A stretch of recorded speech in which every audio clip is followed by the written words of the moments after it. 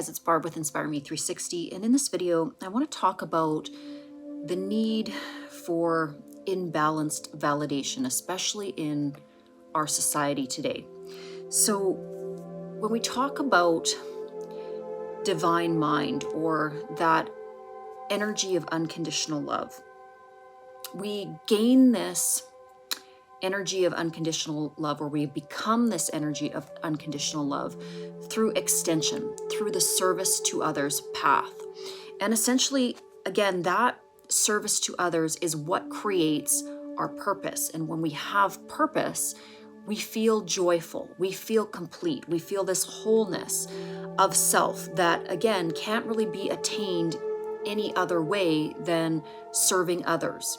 And I found this my entire life, that I'm always in the most joyful state of being when I am assisting to teach, to guide, to extend, to show a better way to others. And in and of that lesson, or when I'm in that energy of teaching and extension, is when I feel the most peace. It's when I feel the most joy. And it is because I am on purpose and I am purposeful in that moment.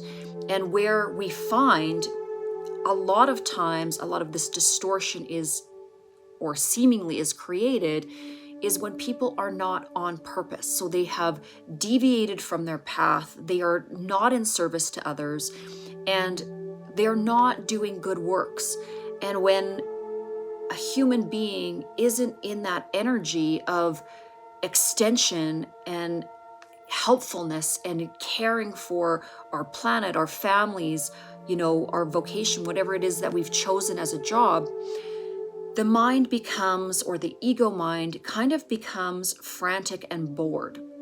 It doesn't know what to do, and it seeks all sorts of avenue for validation or for entertainment, because again, it's sort of an idle mind is not a good thing. You need to know where your purpose lies and what it is that you are here to do. And those that live on purpose are happy. That's where that happiness is, springing from, is that purposefulness. So let's talk about some of the things that we will do basically in search of misguided validation.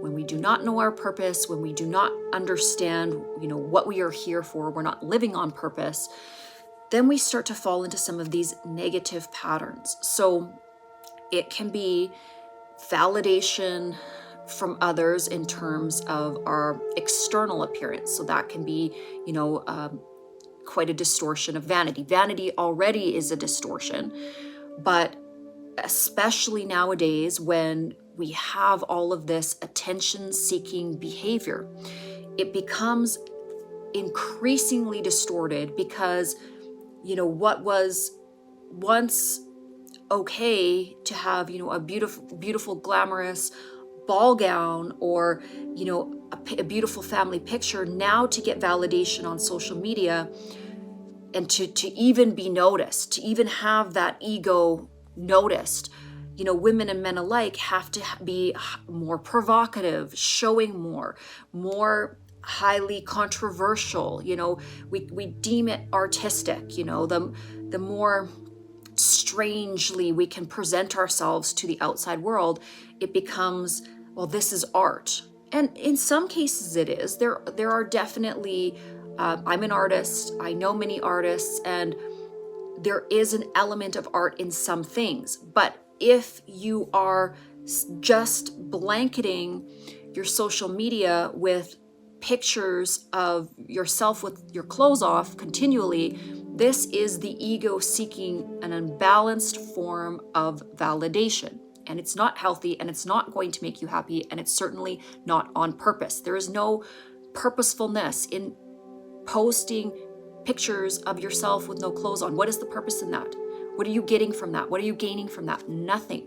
You are getting a little bit of instant gratification and some sort of empty validation that will not fill you. So another way that we have this imbalanced validation principle, it can be through relationships. So again, this is how the ego tears apart families and wreaks havoc on our, society, because the ego needs this validation. And in some cases, okay, let's be honest, maybe you're not getting the attention that you need at home, in a relationship, or in a family dynamic, or in a friendship dynamic, at work, whatever it is. And your soul says, I need something more. I need to feel love. The problem is, what you're really seeking is balanced love.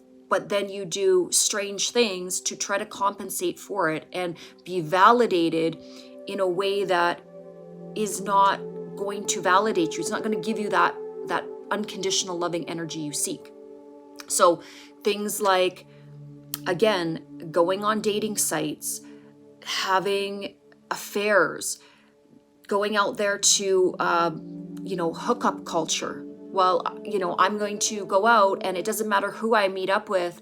It's just validating me for the moment, as long as somebody pays attention to me.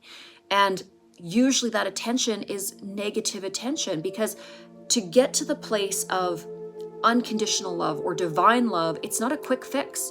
It takes time, and it's sort of this slow osmosis process where you learn the other, and that takes diligence and effort, and that is the beauty of divine love. So you're not going to find it in hookup culture. Again, that is just that instant gratification that the ego tries to push onto you, and it's always going to come up bankrupt, because you're never going to fulfill yourself with something that is not divine love. It's not in accordance with that which is holy, that which is the totality of what unconditional love is. The other things that we'll do for, instant validation would be, chasing material wealth, chasing fame, chasing these things that, again, the ego feels it elevates us above the other, and it can showcase and show out, well, I have fancy things, I have big houses, I have a nice cars, diamonds, clothes, purses, whatever it is. And those kind of instant validation resources that the ego seems to push us into, again, leads to things like consumerism, overconsumption, not taking care with the planet. And when we're coming from the lens of the ego, all those things seem okay in that momentary, instant gratification kind of mechanism. But the problem is, the fallout is destruction of all things good, destruction of the family, destruction of mental health, destruction of balanced love, destruction of the planet.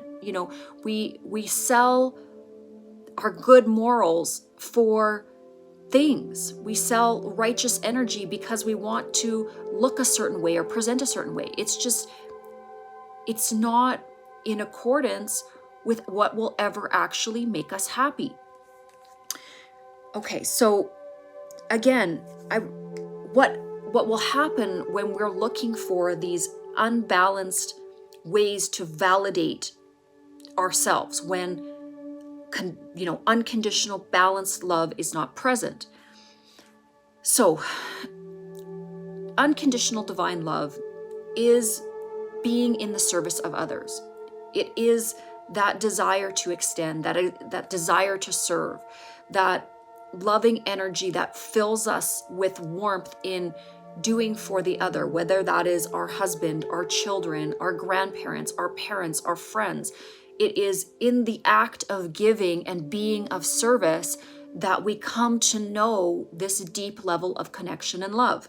And when we are seeking elsewhere from where we should be seeking, what happens is broken homes, marriages break down, families break down, because we're not looking for that validation in the correct places. We're looking for it in an unbalanced way outside of that divine family unit. And certainly we have to use a good level of discernment in deciding who we're going to make a family with. That is of paramount importance. And again, this is why it's so important for our young people to not just jump in.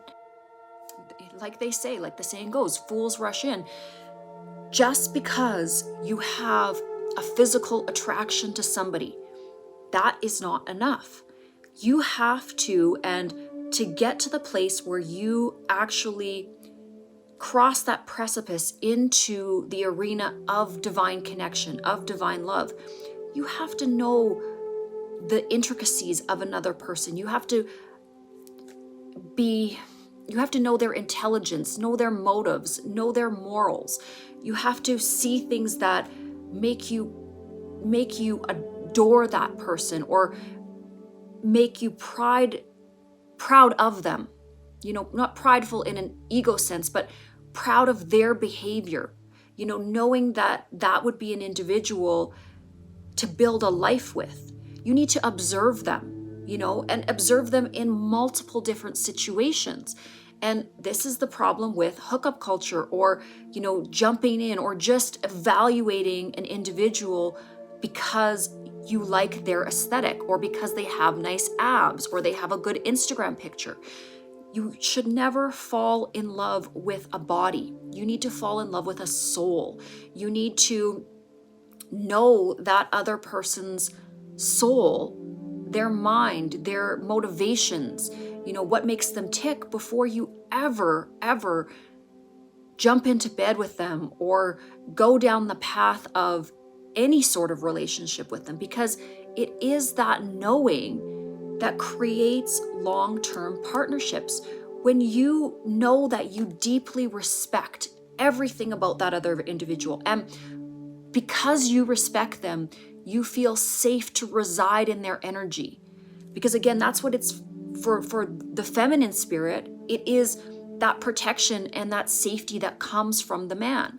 And from the man, it is that care and comfort and peace and warmth that the feminine energy brings. And when you bring those two energies together, again, in this divine union, you create this loving environment in which to raise children. And when children are raised in a loving environment that is stable and steadfast, knowing that their parents exist in this divine eternal love, you create very balanced, stable children that are not chaotic, that don't have addiction problems, that do not have mental health problems, do not have problems with needing some sort of weird validation, okay, because they came from an empty home, or they didn't have what they needed to substantiate their growth. And what that creates, what beautiful, stable children creates, is a beautiful society, because the principles are already in place, right in the infrastructure, right from the families themselves, to build this integrity within our societal structures. And then it's not on the schools, and those institutions are just icing on the cake, whether it be the schools, the churches, the extracurricular activities. And furthermore, we can't teach our children proper values from an iPad. We have all these people and parents and families chasing money and handing their little kids and their medium-sized kids an iPad or a cell phone as a babysitter. That is not the proper way to raise a child. Children need attention. Children need molding. They need guidance. Young minds are not able to discern correctness yet. And that's the goal of the family. The family unit is there to provide that safe place for young minds to grow and observe. And then one day they come to a point where they're balanced enough to duplicate it in that extension of divine love.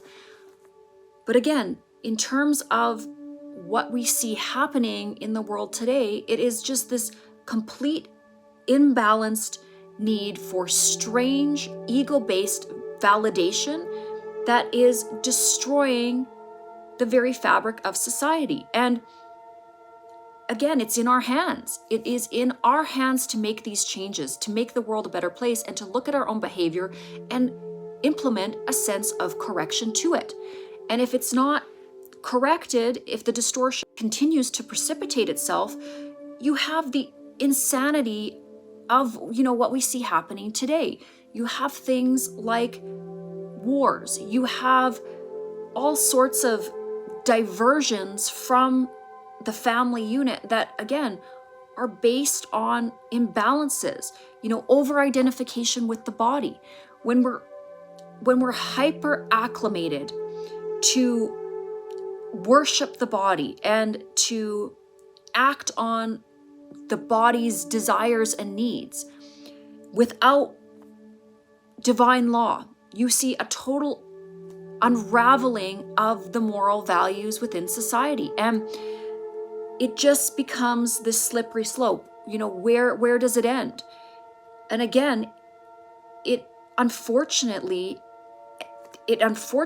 ends in a ton of instability and a ton of mental illness within our population and a ton of addictions.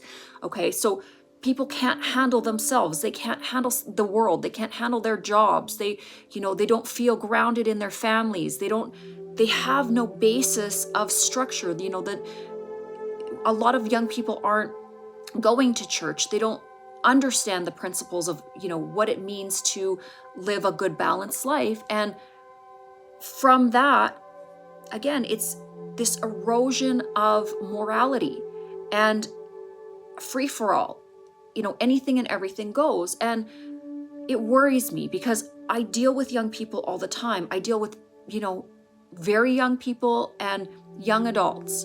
And the things that they have to deal with nowadays never happened when I was young. I mean, you didn't have little kids, basically having orgies. This is insanity, and the stuff that I hear, these little kids cutting themselves, thinking of suicidal thoughts, all of them, so many of them on medications, anti-anxiety medications, depression medications.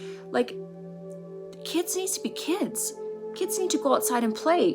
Parents need to take their kids fishing. They need to take them out and hike and ski and do art with them. Like, when your child comes home from school and you're in the role of a mother or father, that's the time when you need to be present with your family, not trying to buy a Mercedes Benz because, you're worried that your neighbor has one.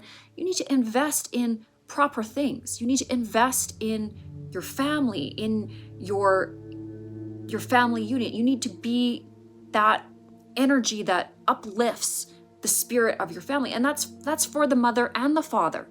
And of course, you're going to have this beautiful, regenerative, loving energy that comes and reflects back to you from your children when you see your children are living on purpose and they're living these happy, wholesome lives. You're going to get joy just from the extension of your love reflecting back to you, but you have to put effort into it, and you have to put effort into the right places, and you have to invest in the correct things. Because when we're investing solely in the superficial, what I mean by that is in our lifestyles and in our looks and in what we're portraying to the world, so it looks good on Instagram and Facebook, but we're actually not doing the real connection and loving attention work at home, we lose. We lose on so many levels. So many levels we lose. And I think we're seeing it more and more in society. We're seeing the brokenness more and more. And it's time to circle back and start to reevaluate where we are putting our effort and what we're putting our effort towards.